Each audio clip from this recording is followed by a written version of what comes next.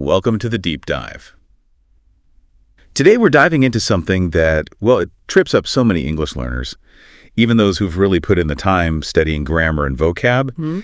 It's that fear of actually speaking, the feeling, right? That sort of silent battle. Yeah. The sentences you perfect in your head, but never actually say out loud. The worry about how you'll sound. Absolutely. And if that sounds familiar to you, know this. You are definitely not alone. It's incredibly common. Right. And our mission today really is to unpack this fear, sort of get to the bottom of it, and more importantly, look at practical, effective ways to get past it. Okay. We want you not just to speak, but to actually find some, enjoyment and confidence in it. Plus, we've got some really great stories later on. Inspiring stories, yeah. From people who've been there. Exactly. People who've navigated this exact thing. Fantastic. So for today's deep dive, we'll start by really dissecting this fear. What is it? Where does it come from? Then we'll get into strategies, concrete things you can do to confront it, break through that silence. Actionable steps. Yeah, exactly. Yeah. After that, practical tips, tools you can use, and then we'll wrap up with those real-world success stories. Sounds like a plan. Okay, let's get into it. This fear, it's more than just like being a bit shy, right? Oh, absolutely. It goes way beyond that. In more extreme cases, it even has a name, xenoglossophobia. Wow. And it's really important to understand this isn't just a small inconvenience. This fear can seriously hold back your progress in actually learning and using English. Right. It's not just, feeling a few butterflies. The sources we looked at detail how it shows up physically, like a racing heart, maybe sweaty palms, that dry mouth feeling. Yeah. Your voice might even tremble. Yeah, or blushing, feeling breathless, muscle tension. Doesn't sound fun at all. So the key thing is it's a real full body reaction. It shows a serious level of anxiety. Exactly. And the emotional side is just as significant. It can be anything from intense anxiety, even panic when you have to speak, right, to feeling deeply embarrassed or shamed of how you sound, frustrated, inadequate, just helpless, really. So that fear creates this really negative loop emotionally with speaking English. Makes it tough to break. It really does. It takes conscious effort. And it affects your thinking too, doesn't it? Cognitively. Yeah, absolutely. That fear can actually shut down your brain's access to the English you do know. So your mind just goes blank. Completely blank sometimes. Or you can't concentrate on the conversation. And then there's that negative self-talk, that inner voice. Oh, yeah. The I'm going to sound stupid voice. Well, they won't understand me. I'll forget everything I know. It's relentless sometimes. So the fear basically hijacks your thinking power right when you need it most? Pretty much. Which understandably leads to certain behaviors. Avoidance is a big one. Makes sense. You just steer clear of situations where you might have to speak. Right. Or you stick to really simple sentences, even if you know more complex ways to say things. Or maybe speak too quietly. Or too fast. Exactly. Or rely on other people to speak for you. Or just give up easily if a conversation gets a bit tricky. So the fear itself limits your chances to actually practice and get better. It's a vicious cycle. It really is. Okay, so let's dig into the roots. What's really driving this fear? A huge one seems to be the fear of making mistakes. Why is that so potent? Well, it's layered, isn't it? You worry about grammar mistakes, wrong tense, messed up word order, or pronunciation, saying words wrong, feeling self-conscious about your accent, worrying people won't understand. Yeah. And vocabulary gaps, not having the right word, or using one that's just slightly off. But the fear isn't just the mistake itself, right? It's what we think it means. Exactly. It's the perceived judgment. The worry you'll seem, uneducated or careless. We tend to link language mistakes with a negative view of our overall competence. Right, that fear of negative judgment, being evaluated, feeling like you're constantly being graded. Yeah, like you're on a stage. Worrying that native speakers or maybe learners who seem more fluent might laugh. Or mock you, or judge your intelligence based on your English. Precisely. And there's also the worry about facing impatience or annoyance. Or getting corrected in a really harsh way. Right. Those potential negative reactions can really make you hesitant to even try. It's that social risk. Okay. And then there's perfectionism. This must trap a lot of people. It really does, especially people who are maybe high achievers in other parts of their lives. They set these incredibly high, often unrealistic standards for their spoken English right from the start. But wanting to do well is good, isn't it? Where's the line? That's a great point. Having goals is good, but unrealistic perfectionism, It can be paralyzing. Because there's always a gap between where you are and that perfect ideal. Exactly. And that gap causes frustration. So you end up reluctant to speak until you feel perfect, which, let's be honest, even native speakers rarely are. The focus needs to shift. From perfection to progress. Precisely. Progress over perfection. Got it. And what about the comparison trap? Constantly measuring yourself against others. Oh, that's a big one, too. It's so easy to look at native speakers or classmates who seem way ahead and feel discouraged. But everyone's journey is different, right? Different exposure, different practice time. Totally different. Comparing ignores all that context. It's just really demotivating and, frankly, unfair to yourself. Okay. And past negative experiences, like being laughed at once. Yeah, those can stick with you. Yeah. A critical comment or just a really awkward moment where communication failed. It can create this lingering fear, almost like conditioning. So those memories become a kind of psychological barrier. They absolutely can. Needs conscious effort to overcome. Interesting point in the sources about cultural factors, too, like cultures where losing face is a big deal. Yes, that can make the risk-taking involved in practicing a new language feel much more challenging. If making mistakes publicly feels culturally unacceptable, it's harder to just dive in. So cultural norms definitely play a role in comfort levels. And it can work the other way, too. Someone from a very direct culture might worry about sounding rude or blunt in English if they haven't quite grasped the nuances of politeness in, say, British or American culture. Right. So navigating different communication styles adds another layer of anxiety. It does. And then, of course, there are personality traits. If you're naturally shy or introverted anyway. Exactly. Or if you already deal with social anxiety in your first language, speaking a foreign language can feel even more exposing, more vulnerable. It just amplifies everything. Okay.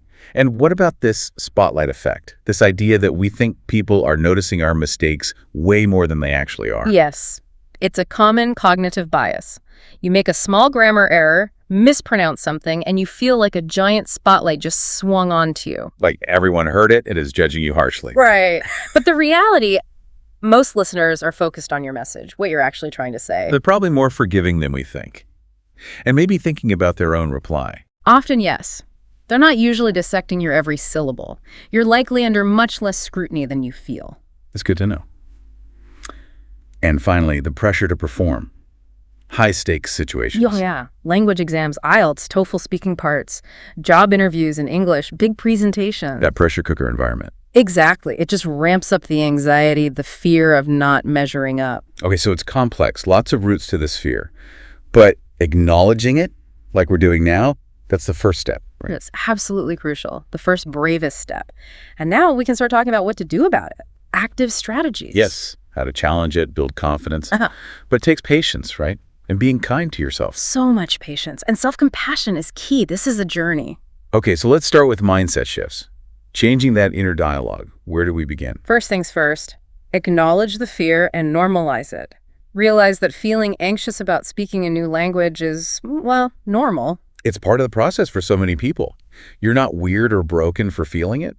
Exactly. It's a shared experience. Recognizing that is powerful. And then reframing mistakes. That seems huge. It is. Instead of seeing them as failures, try to see them as data, information about what you need to practice. Like feedback. Exactly. And remember, native speakers make mistakes too. All the time. The goal isn't instant perfection. It's communication. Getting your point across. Right. That's the primary goal. Connect. Convey your message. Most people really appreciate the effort you're making. To prioritize the message over perfect grammar. Definitely. And tied to that is setting realistic expectations. Fluency doesn't happen overnight. Not at all. It's gradual. Expect bumps, expect awkward moments. That's just part of learning. Embrace the journey, not just the destination. Like a marathon, not a sprint. Well put. Which leads to tackling that negative self-talk directly. Cognitive restructuring. Okay, how does that work? You notice the thought, like, I'm terrible at this. Yes. Catch it, then challenge it. Is it really true? What's the evidence? Is there a more balanced way to see this? So instead of, I'll never get this right. Try something like, okay, this is challenging right now, but I am learning. I get a little better each time I try. You have the power to argue back against that inner critic. You absolutely do. And underlying all this is cultivating a growth mindset. The belief that you can improve, that abilities aren't fixed. Exactly. Believing you can develop skills through effort, through practice. Seeing challenges not as threats, but as chances to learn. So challenges become opportunities for growth. That's the core idea. Believe you can get better. Okay, mindset is shifting. Now, actually speaking, gradual exposure sounds key. Taking small steps. Desensitization. Yes, it's a really effective approach. Gently easing yourself into it, like testing the water before diving in. So start super small, super safe. Absolutely. Talk to yourself in English first. Narrate your day. Describe things around you. Read aloud. Just get your mouth used to the sounds without any pressure. Precisely. Or, and this might sound silly. Talk to your pet. Or a plane. Exactly. They don't judge. It's a completely safe practice space. Then maybe move on to trust of friends or family. People you know will be supportive. Build that initial confidence in really low-stakes ways. Then you can maybe try slightly less protected environments. Language exchange partners online. Like Tandem or Hello Talk. Yeah. Find someone patient and maybe even tell them up front, hey, I'm a bit nervous about speaking, but I really want to practice. That probably helps set expectations. It often does. People are usually understanding. Also, AI tutors and chatbots are getting really good. Right. Totally safe space, no human judgment at all. Exactly. Great for just trying things out, making mistakes privately. Okay. And then adding some structure, like preparing scripts. Yeah, for common situations, ordering coffee, asking directions. Practice those scripts aloud. It builds confidence for those specific moments. And reading aloud regularly. Does that help fluency? It does. Helps with pronunciation, rhythm, and just the physical act of speaking English. It builds those oral motor skills. So preparation for specific situations reduces the anxiety when they actually happen. Definitely. And the key with gradual exposure is to slowly increase the difficulty. More complex topics, bigger audiences. Right. Move from one-on-one with someone supportive to maybe a small, friendly group. Start with topics you know well. Gradually push that comfort zone boundary outwards. Incrementally. Build momentum step by step. Okay, so alongside the gradual exposure, preparation and practice seem vital for building that foundation of confidence. Absolutely essential. Think about conversations you're likely to have. Work, travel, hobbies. And prepare vocabulary for those key phrases. Exactly. Having some go-to words and phrases for common topics really reduces that mind goes blank feeling. And what about practicing common phrases? Fillers. Like, well, you know. Yes. Practice those conversational connectors, polite phrases, could you? They make you sound more natural and buy you thinking time. Learn those little chunks of language. Right. Familiarize yourself with them. Practice using them. And shadowing. Mimicking native speakers. Oh, that's a great technique.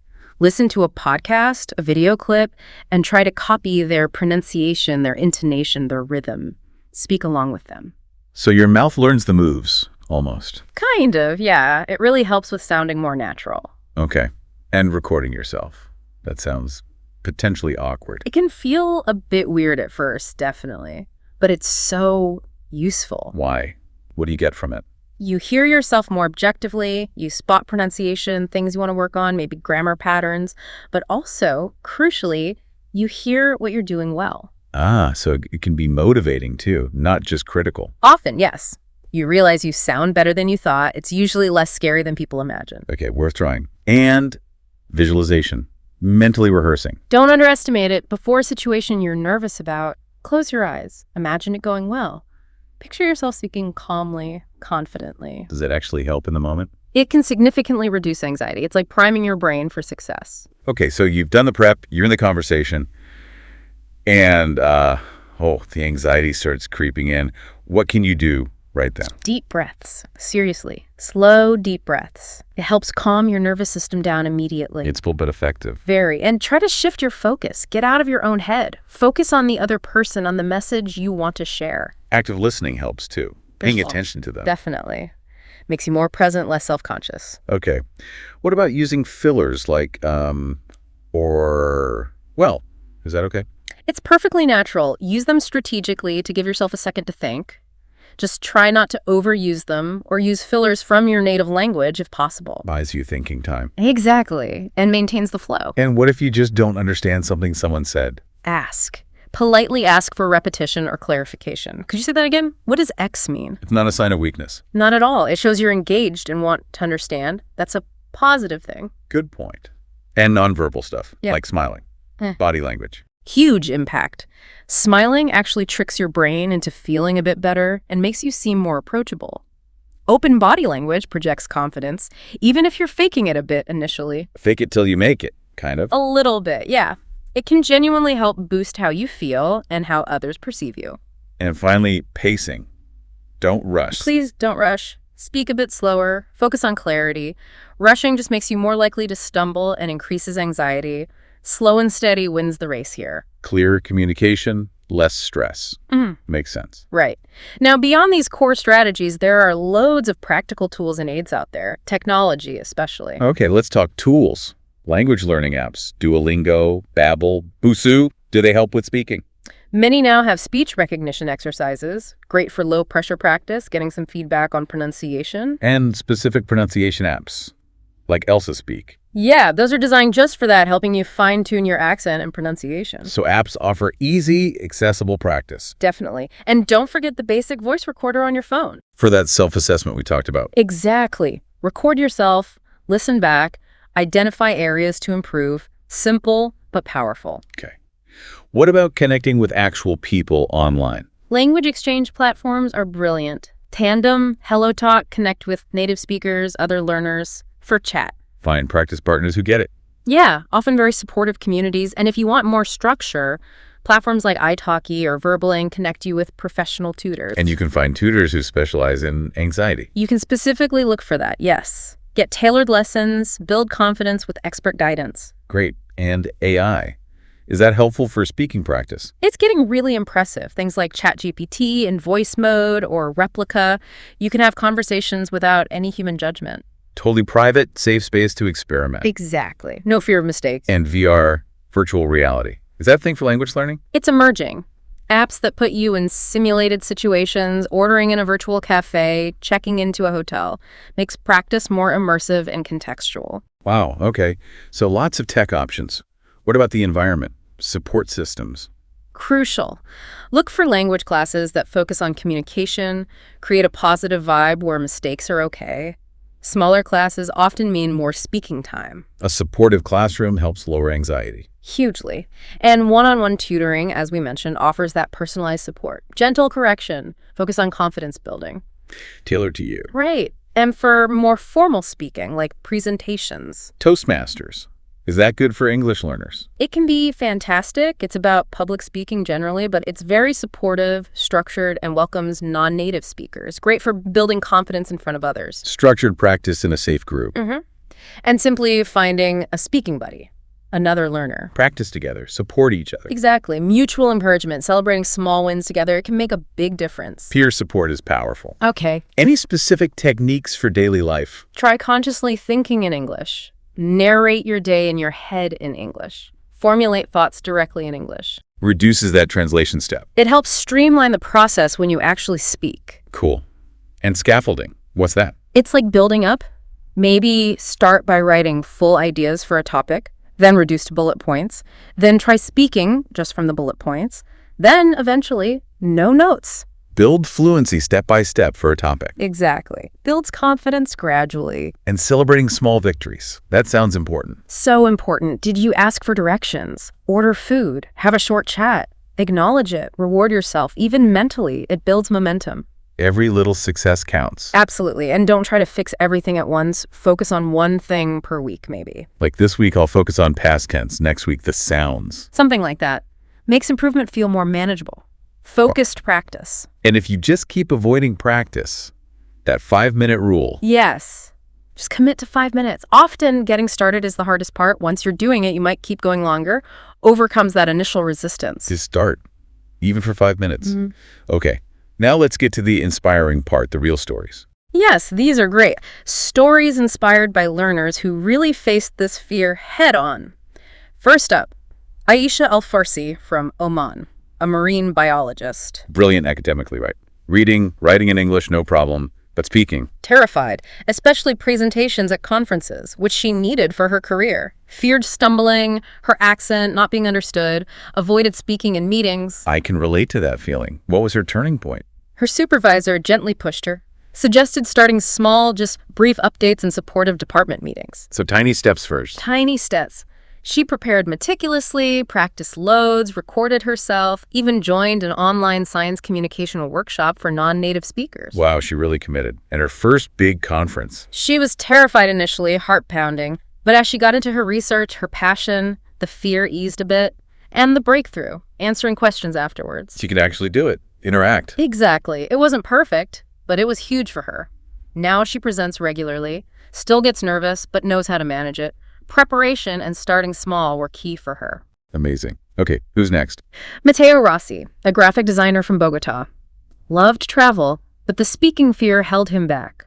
Relied on others or just gestures. That mind goes blank problem. Totally. Until he missed a flight on a solo trip, had to talk to airline staff. Forced communication. How did it go?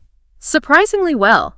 They were kind, helpful, understanding. That positive experience shifted something. So what did he do differently after that? He got proactive. Yeah. Used language exchange apps, found patient partners for short, casual, daily chats, 15, 20 minutes, everyday topics, and he told them he was nervous. Being upfront about it. Yeah, and people were mostly really supportive. His next trip, huge difference. Ordering food, asking directions, small talk, he could do it. He realized people generally want to help and understand. Exactly, and that consistent, low-pressure practice was the magic ingredient for him. Great story. And Hana Kim, software engineer from Seoul. Yes, impeccable written English for her multinational tech job.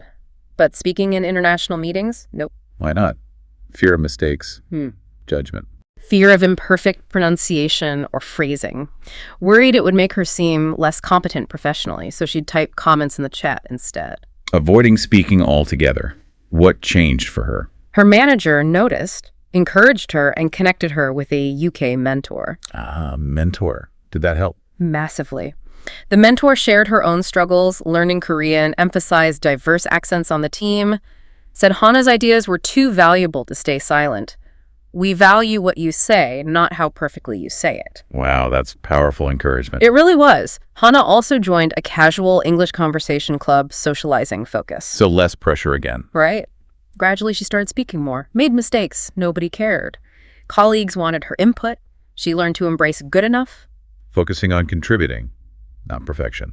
And it helped her career. Significantly. More confidence, better collaboration, more visibility. Fantastic. And the last one, Liam O'Connell. Learning Japanese, but the principle applies. Exactly. University student, loved Japanese games and anime, but hated classroom speaking practice. Froze up. So formal practice was intimidating. What did he do? An online friend suggested joining a popular multiplayer online game in Japan with voice chat. Gaming. Yeah. So communication for a purpose within the game. Precisely. He started just listening. Then short game phrases, heal me, enemy over there. Low pressure because the focus was the game, teamwork. The spotlight on his language skills. Right. Over months, his confidence soared, started chatting more, asking questions, joking. His speaking and listening improved dramatically. So immersion through a hobby he loved was key. Totally. Shows how finding enjoyable, purposeful ways to use the language gaming, forums, online projects can bypass that formal practice anxiety. Right. Great approach for English learners, too. These stories are brilliant. They really highlight how overcoming fear connects to actually enjoying the process, doesn't it? Absolutely. If practice feels like a chore, you'll avoid it. If it's fun, engaging, rewarding, you'll want to do it. So, link practice to your hobbies. If you love cooking, use English recipes, talk through it. Exactly. Describe your gardening, discuss your favorite football team, talk about music you love with a language partner. Make it relevant to you. And use authentic materials you genuinely like. Movies, podcasts, YouTube. Yes. Don't force yourself through boring stuff. Find content that grabs you, then talk about it. Makes it so much more engaging. What about making it a game with a speaking buddy? Great idea. Set fun challenges. Use new idioms, have a conversation using only questions, keeps it light. And rewarding yourself, acknowledging the bravery. So important. Treat yourself after you push your comfort zone, even in a small way. Recognize that effort. And focus on the connection, that joy when you successfully share something. Yes. Remember why we learn languages to connect. Savor those moments of understanding, of shared experience. It all feeds into that positive loop, right? More speaking, success, confidence, less fear, more speaking. Exactly. It builds on itself. Success breeds confidence, which encourages more practice, leading to more success. It's a wonderful upward spiral. Okay, so wrapping this up, the main message is, Fear of speaking English is common. It's understandable, but definitely not permanent. Not at all. It takes self-compassion, a strategic approach, patience, and embracing imperfection. That's key. We've talked about understanding the roots, shifting your mindset, the power of gradual practice, finding tools that work for you. And finding the joy in it, making it enjoyable is sustainable. And remember those stories, Aisha, Mateo, Hannah, Liam. Real people, real progress. It's possible for everyone. Absolutely. Progress is definitely within reach. So our final thought for you today, this isn't about becoming some mythical perfect speaker instantly. It's about finding your voice in English. One conversation, one connection, one brave step at a time. The world really is waiting to hear what you have to say. So embrace the journey. Be kind to yourself. And just start speaking. Your voice is ready.